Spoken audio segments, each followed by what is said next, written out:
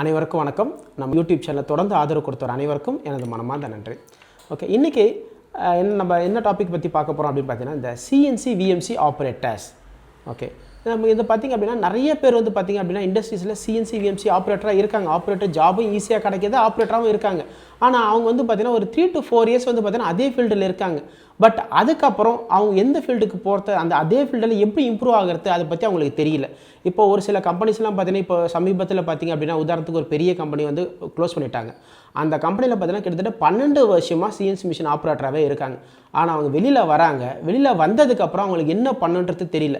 அப்போ அந்த கம்பெனியில், அந்த பெரிய கம்பெனியில் போகும்போது பார்த்திங்கன்னா நிறைய சம்பளம் கொடுத்துருந்தாங்க. ஓகே, பட் அவங்களோட ஸ்கில்ஸ் அவங்க வளர்த்துக்கல. அவங்க பார்த்தீங்கன்னா கம்பெனியை க்ளோஸ் பண்ணிவிட்டு வெளியே வரும்போது பார்த்தீங்கன்னா பெரிய நிறுவனம், உங்களுக்கு தெரியும், சென்னையில் ஒரு பெரிய நிறுவனம் க்ளோஸ் பண்ணியிருந்தாங்க இப்போ சமீபத்தில்.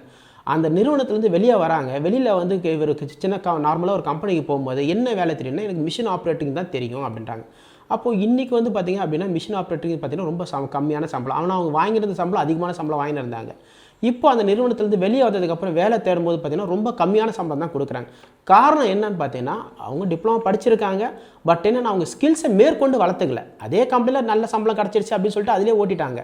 ஆனால் வெளியில் வந்ததுக்கப்புறம் தான் தெரியும் இந்த காம்படிஷன் வெளில எவ்வளோ அதிகமான காம்படிஷன் இருக்குது அப்படின்றது.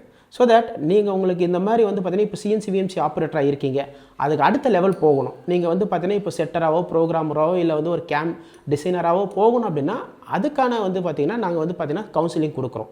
எங்களுடைய கவுன்சிலர்ஸ் வந்து பார்த்திங்கன்னா அதுக்காகவே நிறைய நாங்கள் கவுன்சிலர்ஸ் வச்சுருக்கோம். ஓகே, நம்ம சப்போஸ் உங்களுக்கு இதுக்கான டீட்டெயில்ஸ் இந்த நம்பருக்கு நீங்கள் கால் பண்ணுங்கள். அப்படி இல்லைனா ஜஸ்ட் ஒரு மெசேஜ் அனுப்புங்க. வாட்ஸ்அப்லேருந்து ஒரு மெசேஜ், ஹாய் மெசேஜ் அனுப்புங்க. அப்படி இல்லைனா உங்களுடைய ப்ரொஃபைல் அனுப்புங்க. ஸோ தட் நீங்கள் வந்து ஒரு 4 வருஷம் எக்ஸ்பீரியன்ஸாக இருக்கீங்க, ஆப்ரேட்டராக எக்ஸ்பீரியன்ஸாக இருக்கீங்கன்னா தயவுசெய்து உங்கள் ப்ரொஃபைல் அனுப்புங்க. ஸோ தட் உங்கள் தகுதிக்கு ஏற்ற மாதிரி வேலைகளோ இல்லை அதுக்கான பயிற்சிகளோ வந்து பார்த்திங்கன்னா எங்கள் பிளாட்ஃபார்மில் இருக்குது. அதுக்கான நாங்கள் டைஅப்பும் பண்ணியிருக்கோம். எங்ககிட்ட பார்த்திங்கன்னா மோர் தென் thousands ஆஃப் கம்பெனிஸ் நாங்கள் டைஅப்பும் பண்ணியிருக்கிறதுனால உங்கள் தகுதிக்கான வேலை வாய்ப்புகள் நாங்கள் அரேஞ்ச் பண்ணி தரோம். சரிங்களா? உங்களுக்கு இந்த மாதிரி விஷயங்கள் தேவைப்படுதுன்னா கண்டிப்பாக நான் திரும்பி என்னுடைய மெசேஜ் அனுப்புங்க. நன்றி.